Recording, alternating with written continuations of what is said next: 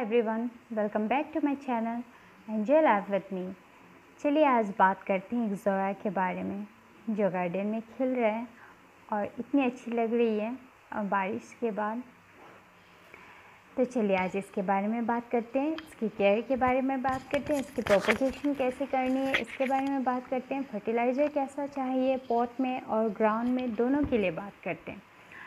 देखिए कितने प्यारे फ्लावर्स हैं, मेरे हथेली में भी कितनी अच्छी तरह से आ रही है और इसकी कलियाँ देखिए कितनी छोटी छोटी है, इतनी प्यारी प्यारी। और लिफ देखिए कितनी छोटी है कि मेरी उंगलियों की कितनी लेवल तक आ रही है। अच्छा, तो आगे बात करते हैं प्यारे फ्लावर्स एक्सोरा के। ये समर के सीज़न में खिलते हैं और बहुत अच्छी तरह से खिलते हैं। बारिश के बाद में तो इसमें जमकर फ्लावरिंग होती है।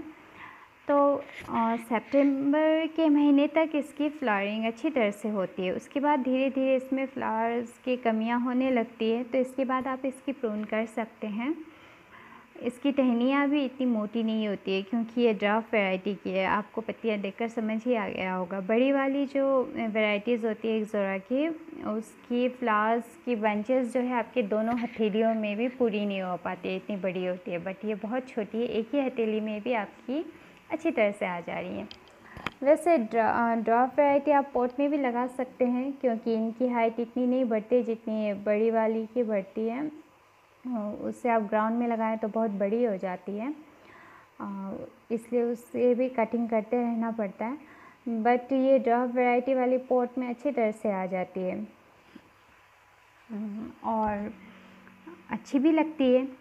वैसे ज़मीन में भी लगाएं इसे तो इसकी हाइट 2 फीट या 2 to 3 फीट ही होती है। ये एटलीस्ट 13 to 14 ईयर्स पुरानी है। पहले ये भी पॉट में थी 3-4 साल तक, उसके बाद इसे ग्राउंड में लगाया गया है।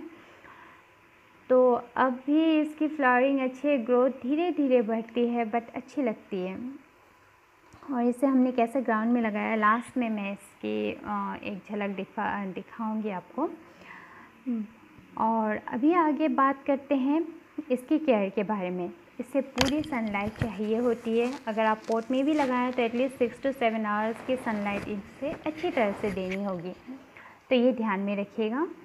और इसकी मिट्टी, अगर पॉट की बात करूँ या ग्राउंड की भी बात करूँ, तो ग्राउंड में भी आप थोड़ी गुड़ाई करके, पॉट में भी गुड़ाई करके इसमें काव डंग मैन्योर मिलाइएगा।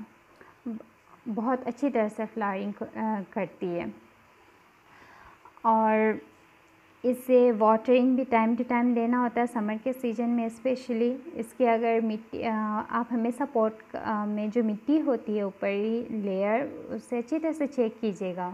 एक्चुअली इस सॉइल को हमें मॉइस्ट रखना है।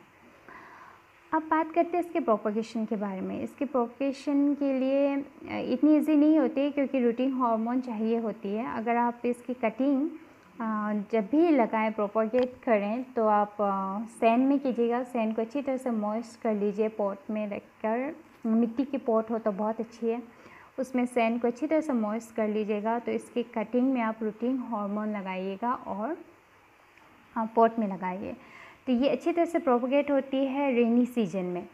तो आप इसकी कटिंग को ज़रूर लगाइए रेनी सीजन में। बस ये याद रखिए कि रूटीन हार्मोन लगाना है तो प्रोपगेट हो जाती है अच्छी तरह से। और बड़ी वाली जो वैराइटीज़ है उसकी भी सेम ही प्रोसेस है। देखिए टहनी कहाँ से काटना है मैं आपको दिखा रही हूँ। प्रूनिंग आप इस जगह से कर सकते हैं। तो ये तो बात हुई प्रूनिंग की। प्रूनिंग आप एक लेयर में कीजिएगा और राउंड शेप भी दे सकते हैं या फिर इसे आप एक लेवल में भी दे सकते हैं, प्रून कर सकते हैं। तो नेक्स्ट ईयर फ्लावरिंग जब होगी तो आपको अच्छा लगेगा दिखने में।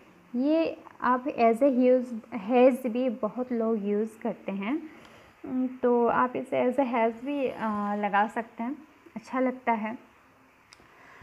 और हम बात कर रहे थे इसके फर्टिलाइज़र के बारे में और प्रोपगेशन के बारे में। तो प्रोपगेशन के लिए आपको ज़रूरी है रेनी सीजन में ये प्रोपगेट हो जाता है अगर आप इसकी कटिंग जो मैंने बताया सैंड को अच्छी तरह से मॉइस्ट करके रूटिंग हार्मोन लगा के लगाइएगा। और फर्टिलाइज़र वही है काव डंग मैन्योर जो अच्छी तरह से ग्रोथ लाता है इसमें और इसकी फ्लावरिंग भी अच्छी होती है। और आपको ज़्यादा चिंता करने की ज़रूरत नहीं है क्योंकि ये ड्वार्फ वैरायटी है तो इसकी हाइट इतनी नहीं होती है। अब देखिए हमने इसे कैसे लगाया। ये 3 प्लांट्स है टोटल, देखिए किस तरह से सजाया है। Enjoy, bye bye, take care, thank you for watching.